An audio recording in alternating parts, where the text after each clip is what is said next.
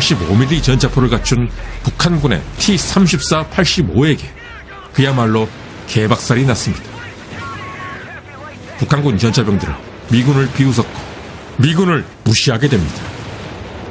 하지만 패튼의 특성상 인천 상륙작전 같은 모험적인 상륙전은 하지 않았을 것입니다.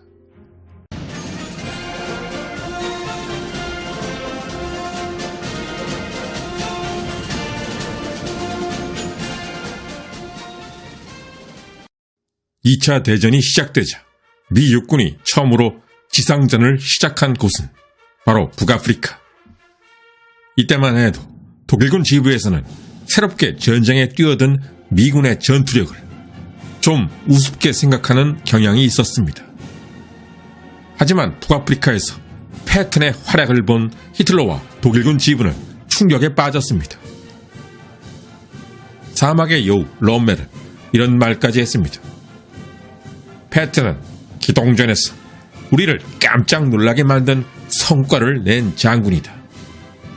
패튼은 삼국지에 나오는 장비처럼 저돌적인 인물이긴 합니다만 절대 무모한 인물이 아니었습니다. 무릇 전투에서 중요한 것은 타이밍 잡기입니다. 패튼은 전장에서 공격 타이밍을 알아채는 천부적인 감각을 갖고 있었습니다. 사실 패튼이 지휘했던 군대 규모는 고작 한 개 야전군 규모였습니다. 하지만 그가 보여줬던 실질적인 성과는 연합군 장군들 중에서 가장 독보적이었습니다.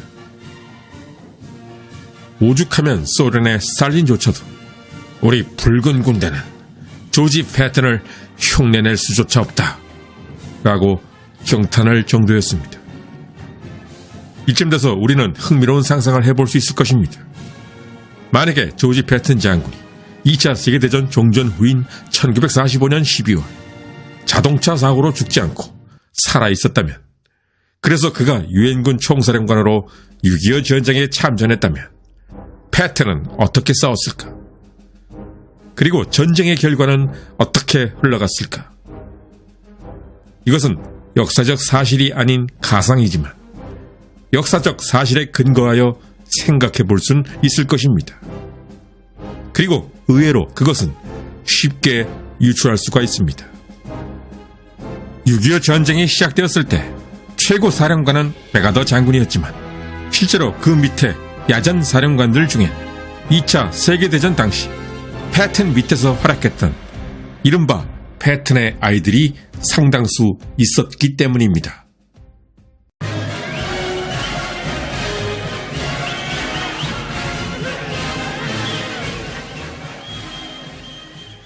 6.25 전쟁 당시 미 8군 사령관이었던 월튼 워커 중장.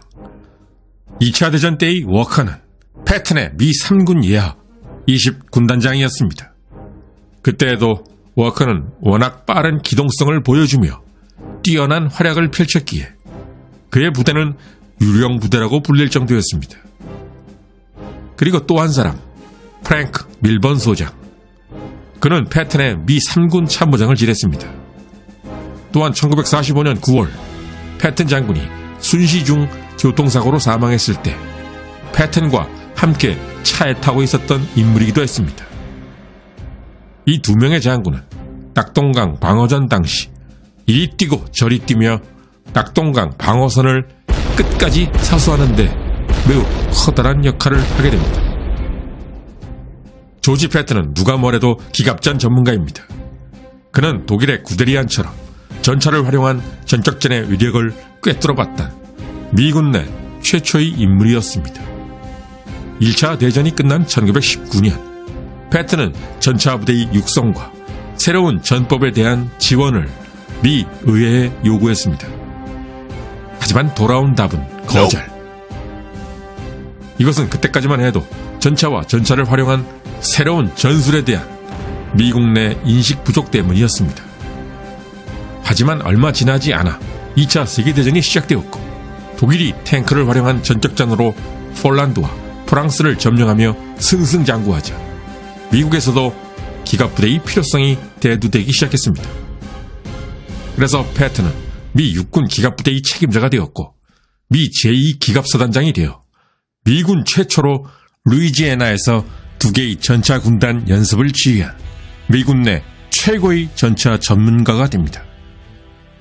때문에 패튼은 6.25 전쟁에서도 그가 가장 잘하는 기갑 기동전 위주의 공세 작전을 구사했을 거라는 점이 확실합니다. 그러나 초반에는 패튼 역시 북한군에게 밀렸을 거라는 점 또한 확실합니다. 6.25 전쟁 발발 이전 한국 정부는 콕 집어 M26 퍼싱 전차를 대량으로 보내달라고 사정사정했다고 합니다. 그러나 미군 지휘부에서는 한국 정부의 간절한 요구를 거절했습니다. 그 이유는 예산도 예산이었지만 한반도는 논이 많고 산이 많아 탱크가 큰 효용이 없을 거라고 판단했기 때문이었습니다. 그러나 막상 전쟁이 시작되자 전쟁의 승부를 결정지은 것은 탱크. 북한군 공격의 핵은 소련제 T-34-85 탱크였고 북한군이 썼던 전술은 독일 구데리안 장군의 전격전이었던 것입니다. 미군이 북한군에게 형편없이 밀렸던 이유도 탱크 때문이었습니다. 즉 북한의 T-34-85 전차를 잡지 못했기 때문. 지금도 탱크는 탱크로 잡는 것이 가장 좋다는 것이 상식으로 되어 있습니다. 그래서 6.25 전쟁 초반 너무나도 다급했던 미군이 긴급하게 투입한 전차가 바로 M24 체피 경전차. 당시 일본의 메가도 극동사령부에 있던 전차는 오로지 M24 체피 전차뿐이었던 것입니다. 75mm 포를 장착했던 미군의 M24 체피 전차는 경전차였습니다. 이들은 6.25 전쟁 초반 85mm 전차포를 갖춘 북한군의 T-34-85에게 그야말로 개박살이 났습니다. 북한군 전차병들은 미군을 비웃었고 미군을 무시하게 됩니다. 하지만 얼마 지나지 않아 북한 기갑부대의 화려한 시절도 끝나게 됩니다. 그것은 미 공군의 공중 지원도 중요한 원인이었으나 강력한 장포신 76.2mm 포를 탑재한 M4 A328 셔먼 전차와 90mm 전차포를 탑재한 M26 퍼싱 전차가 투입되었기 때문이었습니다. 특히 EGAC라고 불리는 M4 A328 셔먼 전차. 이 전차는 영화 퓨리에 나왔던 바로 그 전차였습니다. 사실 EGAC, 북한군의 T-34-85를 압도할 만한 전차는 아니었습니다. 하지만 미군 전차 승무원들의 전투력은 북한군 전차병을 압도했기에 EGAC는 충분히 북한군의 T-34-85를 잡아낼 수가 있었습니다. 그래서 6.25 전쟁 기간 중 미군이 가장 많이 사용했던 전차가 바로 EGA 셔먼 전차였습니다. 특히 다부동 전투에서 북한군과 미군 사이에 제대로 된 전차전이 벌어졌습니다. 1950년 8월 21일 밤 다부동 천평 계곡. 미군은 M26 퍼싱 전차, 북한군은 T-34-85 전차. 양측의 전차들은 불꽃을 뿜으며 서로가 서로에게 철갑탄을 주고받았습니다. 이 모습은 마치 볼링핀을 맞추기 위해 맹렬하게 공이 쭉쭉 뻗으며 굴러가는 모습을 연상시켰고 계곡을 꽝꽝 울리는 전차 포성은 볼링핀이 쓰러지는 소리 같았습니다. 그래서 이 전투는 볼링장 전투라고 불리게 됩니다. 전투 결과는 M26 퍼싱 전차의 퍼펙트 승리. 5시간이 지난 후 계곡에는 북한군 전차 9대와 자주포 4문 그리고 1309의 북한군 시체가 잔뜩 널려 있었습니다. 북한군 전차부대의 신화는 바로 이 볼링장 전투에서 완전히 끝장나버린 것입니다. 이렇게 낙동강 방어전에서 그야말로 영끌을 하며 덤벼드는 북한군을 탱크를 활용한 기동전술로 막아낸 워커 장군. 때문에 패턴도 이와 똑같이 했을 거라는 점은 확실합니다. 하지만 패턴의 특성상 인천 상륙작전 같은 모험적인 상륙전은 하지 않았을 것입니다. 패턴은 낙동강 전선에서 북한군의 허를 찌르는 고속 기동전을 펼쳤을 것입니다. 그렇기에 패튼은 메가더보다 38선 이남을 회복하는데 훨씬 더 오랜 시간이 걸렸을 것입니다. 그리고 그 희생도 더 많았을 것입니다. 사실 인천 상륙작전은 가성비가 가장 좋은 작전이었습니다. 가장 적은 손실로 가장 큰 타격을 북한군에게 가할 수 있었던 거의 유일한 작전이기도 했습니다. 인천 상륙작전 성공 후 멘탈이 털려버린 북한군 주력 부대를 워커 장군의 미 8군이 밀고 올라갔듯이 인천 상륙작전이 없었다 해도 패튼도 38선까지 올라갔을 거라는 점은 의심의 여지가 없을 것입니다. 패튼은 원래부터 기동전술을 선호했습니다. 2차 대전 당시에도 빠른 속도와 기동력이 그의 장기였습니다. 특히나 인천 상륙작전에 투입될 전력이 패튼에게 집중되었다면 예상보다 빠르게 진격할 수도 있었을 것입니다. 그러나 문제는 38선 회복 이후부터입니다. 38선 돌파 당시부터 미군에겐 메가더 라인이라는 것이 있었습니다. 이 라인의 폭은 평양 원산 라인과 비슷한 넓이입니다. 원래 미군 지부에서는 메가더 라인, 즉 청천강 이북으로 넘어가지 않으려 했습니다. 메가더 라인 위로는 국군만 북진시키고 미군은 넘지 않으려고 했던 것입니다. 그런데 1950년 10월 17일 메가더는 이 한계선을 해제합니다. 그렇다면 패튼은 어떻게 했을까? 메가더와 비슷한 그의 성격을 봤을 때 패튼도 한반도 통일을 목표로 북진을 했을 확률이 높습니다. 그런데 메가더 라인을 넘게 되면 험준한 산지가 앞을 가로막기 시작하고 방어 전면이 갑자기 확 넓어집니다. 다시 말해 중공군에게 유리한 지형이 펼쳐진다는 의미. 중공군의 전술은 절대 단순한 인해 전술이 아니었습니다.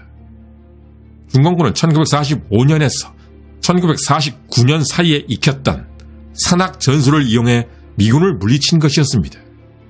그리고 그것은 북한 땅이 험준한 산악 지형이었기에 효과를 볼 수가 있었습니다. 반면에 미군은 산악 지형에 익숙한 군대가 아니었습니다. 패튼 장군 또한 유럽의 평원 지역에서 주로 싸웠던 경험을 갖고 있었기에 북한의 산악 지형은 그가 잘 싸울 수 있는 지형은 아니었을 것입니다. 그리고 지형도 지형이지만 북진하던 미군에겐 우리가 잘 이야기하진 않지만 커다란 구멍이 존재했습니다.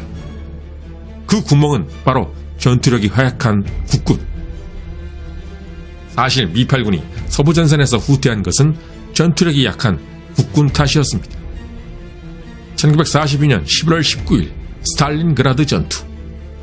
당시 독일 육군의 측면을 방어하고 있던 약체 동맹국 군대, 이탈리아군과 루마니아군. 이들은 강력한 소련군에게 삽시간에 뚫려버렸고 독일 육군은 손쓸 새도 없이 완전히 포위되었습니다. 마찬가지로 국군이 중공군의 공격을 받고 싸우지도 않고 후퇴하는 바람에 국군 담당 지역인 우익이 뚫려버렸고 순식간에 미군까지도 후방이 포위되었던 것입니다. 그나마 미군이 스탈린그라드의 독일 육군과는 달리 상당수가 후퇴할 수 있었던 이유는 미군이 갖고 있는 뛰어난 기동력과 제공권 때문이었습니다. 중공군은 산악 행군으로 이동했기에 차량으로 후퇴하는 미군을 완벽히 가두는 데는 한계가 있었던 것입니다. 중공군에게 유리한 지형, 그리고 믿음직한 전투력을 기대할 수 없는 동맹군, 국군. 이런 상황에서는 메가더가 아니라 패튼이라도 통일은 고사하고 평양 원산 라인조차 지키기는 어려웠을 거라는 것이 이번 컨텐츠의 결론인 것입니다. 끝까지 시청해주신 시청자 여러분께 감사드립니다. 다음에도 유익하고 흥미로운 컨텐츠로 찾아뵙겠습니다.